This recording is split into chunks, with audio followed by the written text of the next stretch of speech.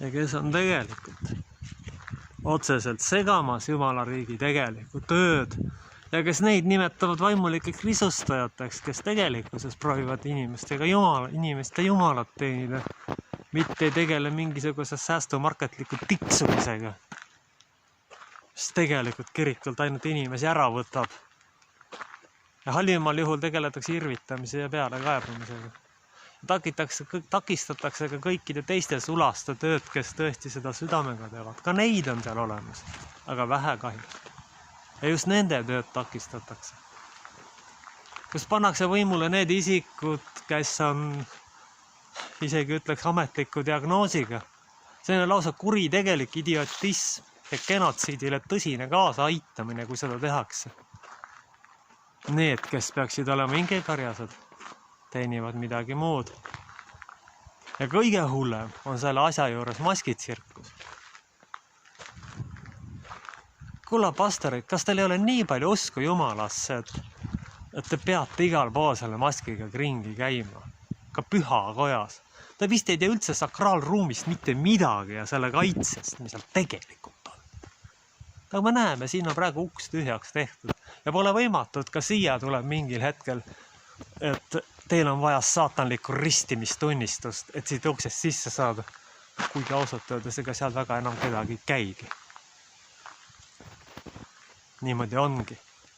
Kirikud tühjaks saanud, sest kui me hingekarjast koha peal ei lase toimetada ja kui hingekarjasel ei teki inimestega kontakti, kui tal ei anta võimalust ja leiba siin koha peal olla või kui ta seda ei taha või viitsi, siis ei olegi kogundus. Kui sama isikkonna siia koha peal on päris kindel, et siin käiks palju-palju rohkem inimesi. See on täiesti kindel ja veendunud. Aga teine küsimus on see, miks on pastorid nõus sellega, et nad võtavadki mitu kogudust.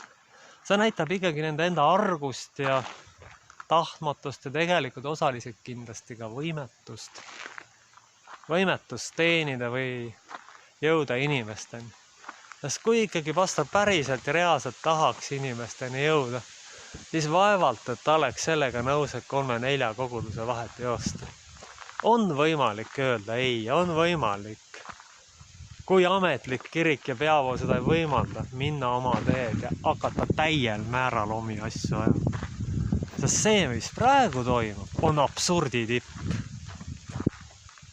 Mitte kunagi, mitte iialgi pole ajaloos sellist jama kokku keeratud. Ja see on kõikide ühiskondlike institutsioonidega. Paneme suured koormad selga, laseme inimesed lahti, nakatame koroonaga, teenime saatanlikku agendat, ühed surevad haiguse kätte, teised kurnatuse kätte, ühiskond kukub kokku ja kõik need säästeametnikud, kes on sellega kaasa läinud. Ei, ega nemad ju ei küsi seda, et aga kuule, äkki ikka ei peaks minema kaasa, et sellest tuleb ju lõpuks see, et meil ei ole enam raha, millest meile palka maksab. Ei, nemad täidavad käsku ja nemad ei esita küsimusi. Ja siis neil puudub lihtsalt võimekus seda teha. Kõikidel ametlikel, kõikidel institutsioonid on täpselt sama probleem. Ei taheta inimesteni jõuda. Ei olegi isegi mitte seda nägu, et selleni jõuaks. Ei, tähtis on kellegi teovõimetu ja ebakompetentse isiku käskude täitmine, mitte inimeste huvides seismine.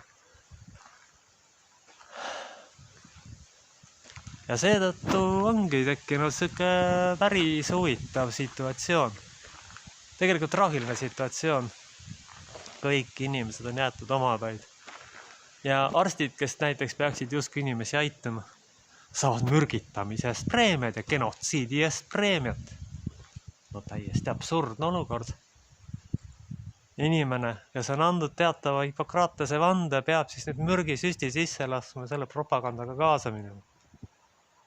Ja ütlema ligimesele, et see ei tee midagi, kuigi paljud inimesed surevad. Ja need rumalad, kes arvavad tõesti, et see vaktsiin midagi ei tee, siis vaadake ringi, kui palju on ümberringi lombakaid, töötuid, õnnetuid inimesi. Sest üks asi on see, kes sureb vaktsiiniga. Teine asi on see, kes tööandja rumaluse ja saamatuse tõttu ei saa enam tööle minna, kuna talt nõutakse saatanlikku ristimistunnistust. 3. asi on hoopis see, kui kellegi närvisüsteem vastub ja alt veab. Ja tal polegi enam tahtmist kuskile minna, sest igal pool on surve ja küsimus, kas sa oled vaktsineeritud? No jumal küll. See ühiskondlik ebakompetentsus ja idiootne orjameelsus, mis tegelikult paljudes kohtades valitseb, kus ei saada arugi, mis toimub ja kus ei näha ja ei tunta, mis iseendagagi toimub, on juba tegelikult ületanud nii mõnegi isiku taluvuspiiri. Ja tegelik koroona ohvrite arv. Me ei saa ju koroona ohvriteks ainult surnusid nimetada. See on ainult jääma veepealne osa tegelikult. Kõik lagunenud pereg, kõik katkised psüühikad, kõik purunenud unistused ja kõik see, mis tegelikult inimeseks olemisel teeb selleks, mis ta tegelikult peaks olema. Kõike seda ju ei ole. Paljud suhted, mis ilma selleta oleks vastu pidanud aastakümneid, on kadunud. Aga jällegi teisest küljest võttes, koroona siiski toob tõe välja. Ja toob selle välja, et tegelikult ka valikute aeg tõenäoliselt mingi aja pärast ja palju varem, kui me arvata oskame, saab läbi. See saab ilmselt sellel hetkel läbi, on minu isiklik seisukoht, kui tangid tänavale tuuakse. Või kui repressioonimeetmed lähevad nii suureks, et sul on käinud valida. Kas sa lähed sellega kaasa, kas sa oled pool näljas või sa oled pool uimas. Ma muidugi väga loodan, et sellist aega ei tule, aga vaadates seda, mis praegu ümberringi toimub ja vaadates enamikku inimeste meelsust, kes on selle normaalseks kuulutanud ja isegi ei saa aru, millega siin õigupoolest tegemist üldse on. Siin on tegemist normaalse ühiskonna hävitamisega. Ja ütlen veel kord, ametlik kirik ei saa aru või ei suuda või neile antud käsk mitte aru saada, nii nagu paljudele teistele institutsioonidele. Me ei võta seisukohta. Ja kui te nüüd sellega kaasa lähete, siis te tegelikult aitate hoopis genotsiidile kaasa. See näitab teie enda argpükslikkust hoopis. Loomulikult tuleb seisukoht võtta. On neid, kes on tõesti võtnud neid poliitikuid, siiski on üle maailma ja ka Eestis, kes on tõesti öelnud välja, mis nad sellest asjast arvavad. Ja siis on ainuke variant, just neid inimesi ja isikuid tulebki valida, kes on siiski ühel või teisel viisil kas või natukene selle vastu astunud ja seda agendat ei toeta. Seda agendat ei toeta ja nii peaks üle maailma olema. Aga kuna globalistlikud kombitsad on igale pool ulatunud, siis nad peavad ju kõik endast sõltuvad, see võim püsima jääks. Ja tegelikult siis inimesed istuvadki nagu selles kuumas ahjus üksinduse ja kõige muuga. Kui neil veel jumalat ka ei ole, siis on neil tegelikult äärmiselt raske sellega hakkama saada. Sest praeguses olukorras tõesti ainult aitabki jumal. Ei aita enam kellegi diplomitega mitte miski. Nüüd hakkab tõesti ja tõepoolest lugema see, kuivõrd vaimselt vastupidav üks inimene on. Kas ta suudab? Kas ta suudab sellele survele vastu esiteks panna, et mitte mürgisisti sisse lasta? Kas ta suudab selle pinge all töötada? Kas ta suudab inimeseks jääda? Tegelikult ei ole üldse peaaegu keegi seda analüüsinud, milline koorem selle õudusega kaasas veel käib. Need on kõik need, mis räägitakse ainult jäämäe välised osad. Kui paljud inimesed surevad tegelikult üksindusse, valusse ja piina. See on ju päris õudne, kui vana inimene kuskil lihtsalt on üksi sellepärast, et mingi genotsiidi läbi viia ja mingid asjad kohustuslikuks tegid. Ja normaalsuseks kuulutanud selle süsti ja vaktsiini.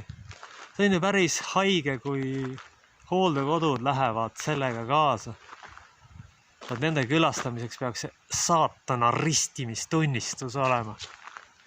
No andke andeks, see on päris jube. Tegelikult päris absurdne. Aga kahjuks seda on palju rohkem, kui meie ette kujutada üldse oskamegi. Seda on palju rohkem. See ei ole niimoodi, et see on mingi üksik õnnetu hing kuskil. See on riiklik süsteem, mis saab tegelikult raha inimeste hävitamisest. Kõik need institutsioonid muudestakse selliseks. Kuidas sa muidu agendat läbi viid, kui sa neid maha ei tõmba ja mitte kaasa minevaid isikuid ära ei likvideeri või süsteemist vähemasti välja ei viska. Ja lõpuks, kui sa tahad agendat tõesti lõplikult juurutada, siis sa pead need, kes sellega kaasa ei lähe, päriselt ja korralikult ära represseerima. Ideaalis isegi maha lööma.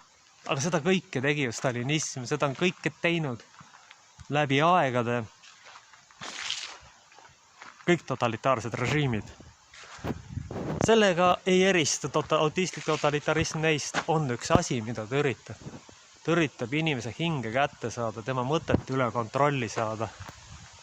Elektrooniliste ja tehniliste vahenditega. Et jõuda iga inimese mõtte ja hingeni ja ta saatan osaks. Kui ikkagi me näeme mingisuguse telefoniga, et inimesed on muudetud sisuliselt viineripakkideks ja neil on kood sisse lastud. Kuulge. Ja ikkagi edasi korrutavad paljud, aga see on ju normaalne, mis see suts teeb. See on täielik idioodi jutt. Ma võtan selle otse ja julmalt välja. Sellepärast, et enamik neist inimestest, kes selle sutsu nii-öelda on saanud, on uimased, nõrgemad, aeglasemad ja õnnetumad. Sest nendel on võetud ära üks osa inimeseks olemisest. Nendel on immuunsüsteemid ja kõik need asjad, mis inimesest inimese teevad, tegelikult oluliselt nõrgestatud. Ja lõpuks, mis ka ma ei saa kuidagi välistada, et nad programmeeritakse mingil hetkel arvutisüsteemiga kellegi hävitamiseks. Ja me oleme järjest rohkem lähemale liikumas olukorrale, kus ametlik peavool tegeleb kinnisvara arendusega ja oma võimule upitamisega ja kus kõik inimesed tegelikult on jäetud vaimulikud ja vaimsed täielikult oma pead. See on juba praegu näha. Paljud ju käivad inertsist, ega nad ei saa enam sealt midagi ammu juba. Sest neil ei pakuta sealt midagi või ei ole inimesi, kes piisavalt pakuksid ja need üksikud, kes on, need on ära killustatud nende enda arguse orjameelsuse pärast. Et nad ei julge ametlikule süsteemile mitte kuidagi vastu hakata. No kohe mitte kuidagi ei suuda vastu hakata. Miks? Miks nad ei suuda? Neil ei ole usku ja jõudu. Pigem on seal tegemist sellisel juhul usupuuduse ja julgusega. Julguse puudusega ei saa mitte kuidagi vaimulik lubada endale tegelikkuses seda, et ma kriisiolukorras lihtsalt jooksen selle idiootliku agendaga kaasa. Ja ma olen tänulik kõikide nende inimeste eest, kuigi neid on tõesti väga vähe, kes on julgenud vastu. Iga ühe eest vahet ei ole, millega ta tegeleb või ei tegele. Ta on julgenud rääkida tõtt. Ja see ongi tähtis. Iga ühest olen tänulik, kes on julgenud tõtt rääkida. Neid on kindlasti vähe, aga iga inimene, kes räägib praeguses olukorras tõtt, tegelikult teenib Jumalat, mitte saatana. Isegi kui ta ütleb, et ta ei usu, aga siis ta tegelikult ikkagi usub. Ja temal on püha vaim ilmutanud selle uskumise, selle tõe. Sest inimene ise tegelikult ei suuda tõtt. Jumal kasutab tööriistadena just parasjagu neid, keda ta tahab ja kes ta südame järgil tegelikult välja valinud. Ja lihtsalt andnud inimesena, näed, mine tee seda, mine räägi seal. Ja kui nüüd sulane kuuletub, siis ta teenibki Jumalat. Ja ongi väga lihtne. Ja temal on taevariigi uksed lahti. Aga need tüübid kõik, kes taganevad ja oma ligimuse maha jätavad ja oma kotta pääsemiseks saatana passi hakkavad nõudma, need lähevad kõik põrgusse ja seal ei ole mitte mingit kahtlust. Seal ei ole mitte mingit kahtlust, sest on ristimistunnistus, mitte Covidi pass. See on absurd täielikult. See on lausa haiglaslik ja argpükslik ja orjalik, et seda tehakse. On isegi raske sõnu selle kohta öelda, mis oleksid eetrit kannatavad. Neid ei olegi tegelikult enam. Kui praeguseks ajaks ikkagi on aru saadud, ikkagi järgitakse käskud, mitte rääkida nagu asjad tegelikult on. No siis on meil tegemist lihtsalt pundi argpüksidega, kes ei tea jumalast mitte midagi. Ja kell pole mitte mingisugust eeldust teha päriselt jumalariigi tööd. Muidugi ma kindlasti teen praegu mõnele inimesele liiga, kes tõesti südamest ja tahtes seda teed, neid on ka ikkagi õnneks olemas. Aga nad on kõik konfessioonide pidi laiali. Neid on. Ja tänu nendele, ma arvan, üldse veel jumala arv püsib. Ja on ka neid, kes palvetavad tõesti ligimese eest, ka tänan ka issandat nende eest, kes on tõesti ustavad jumala sulased. Aga kahjuks enamik, nii nagu kogu ühiskond tegelikult, on teadmatusest, arguses ja rumaluses selle agendaga kaasa läinud. Lihtsalt on kaasa läinud. Ei tajuta seda agendat, mis selle taga on. Ja mõni rumaluk arvab, et kõik käsud tuleb täita. No ei saa kõike täita. Kui sa täidad kurjuse käskusid, siis sa teenid kurjust. Ja need, kes sellest aru ei saa, nendega on varsti jumal sul ligemal. Või kes see ligemal siis seal tegelikult üldse on. See ei ole muidugi meie otsustada, aga kui sa ikkagi annad sõrme saatanale, siis ega jumalal on sinust täiesti ükskõik. Ja sa ei saagi tegelikult jumala riiki, vaid sa satud põrgusse. Kui sa veel meelt ka ei paranda, siis ongi kõik. Ja ta on vägagi kindel ja äärmiselt tõenäoline, et enamik inimesi ei saa mitte saamagi aru, mis nendega tegelikult toimub. Mis on tegelikult lahti ja mis on tegelikult juhtumas. Ei, nad ei saa sellest arugi mitte iialgi. Ja siis, kui nad avastavad teispoolsest, jumal, mind on ju totaalselt petetud. Ja tüübid, kes tõtt rääkisid, avastavad, et nad paradiisi satuvad. Ja mis me siis teeme?